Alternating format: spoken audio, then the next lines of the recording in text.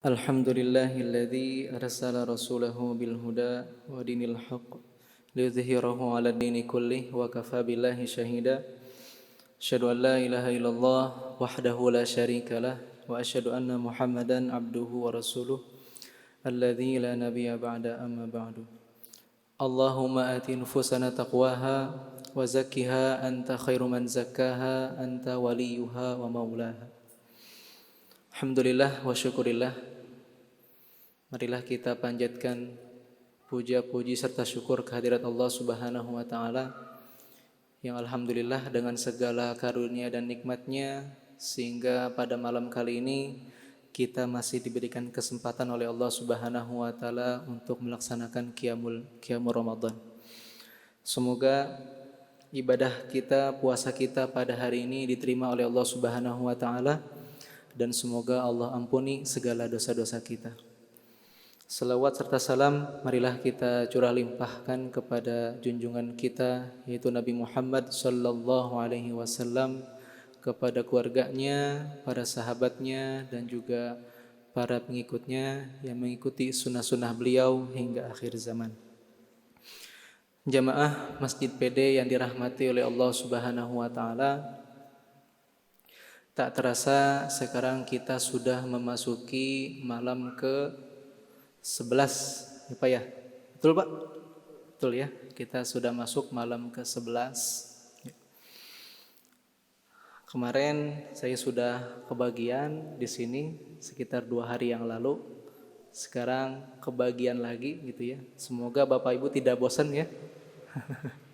Bosan gak Bapak Ibu?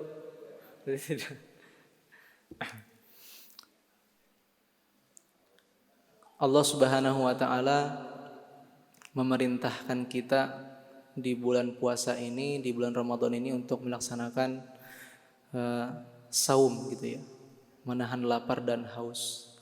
Pasti setiap perintah Allah Subhanahu wa taala di dalamnya terdapat hikmah-hikmah yang bisa kita petik, yang bisa kita ambil ya.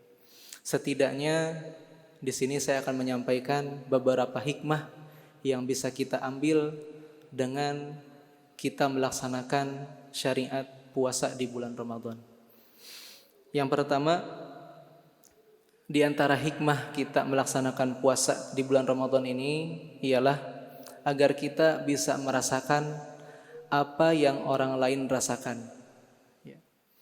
Ya. Mungkin di bulan Ramadan ini ya kita merasakan bagaimana rasanya lapar dan haus.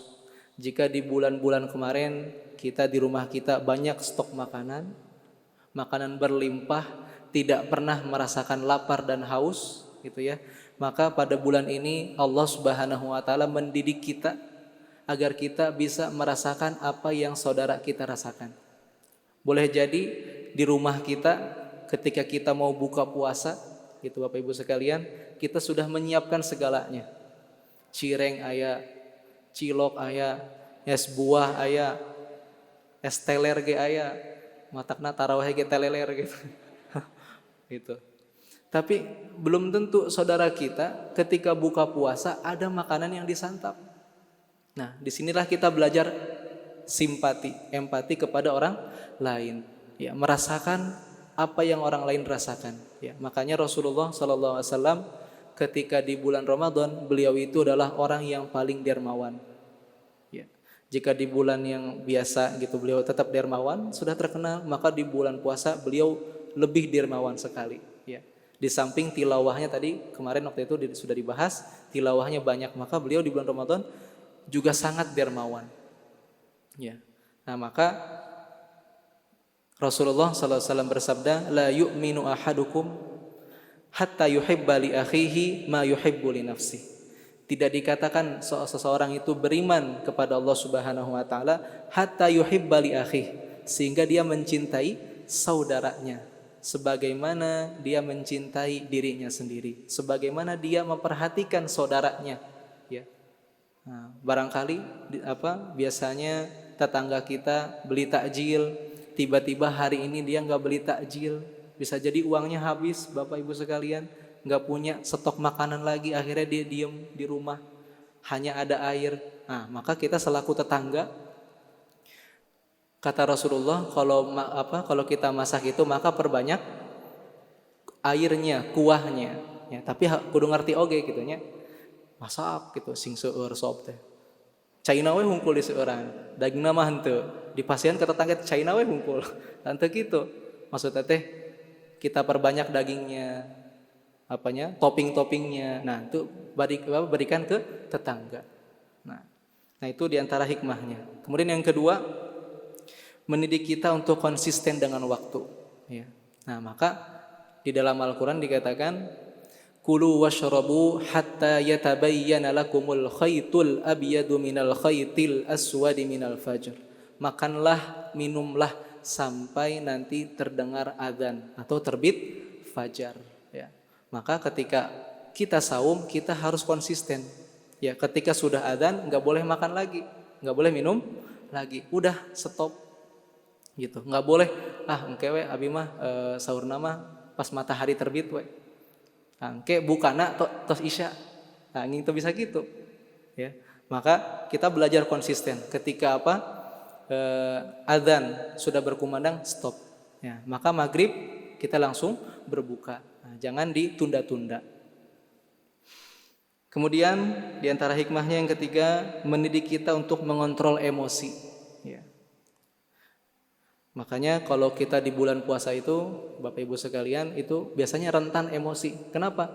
Karena nggak ada makanan Pak ya, lapar, haus gitu kan. Sehingga ini teh kalau siang-siang teh hawanya teh pengen emosi, marah gitu kan.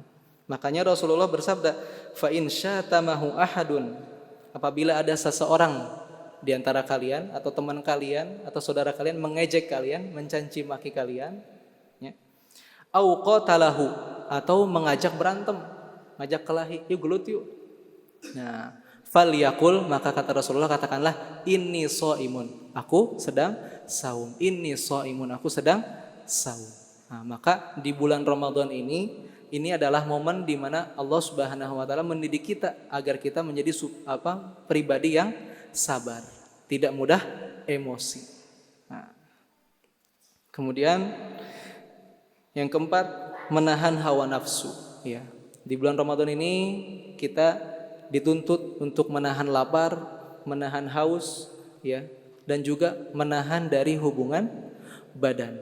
Ya. Menjaga pandangan, gibah, ngomongin orang lain. Nah, walaupun hawa nafsu teh pengen makan, ada makanan yang halal, minuman ada di rumah yang halal, istri halal. Tapi di bulan Ramadan kita dituntut untuk menghindari itu semua. Nah, untuk menahan hawa nafsu. Insya Allah kalau kita sudah terbiasa menahan hawa nafsu dari yang halal, maka insya Allah nanti di bulan-bulan yang lain kita akan terhindar dari yang haram. Kemudian yang kelima, hikmahnya salah satunya ialah muraqabatullah, yaitu salah satunya untuk mendekatkan diri kepada Allah Subhanahu wa taala.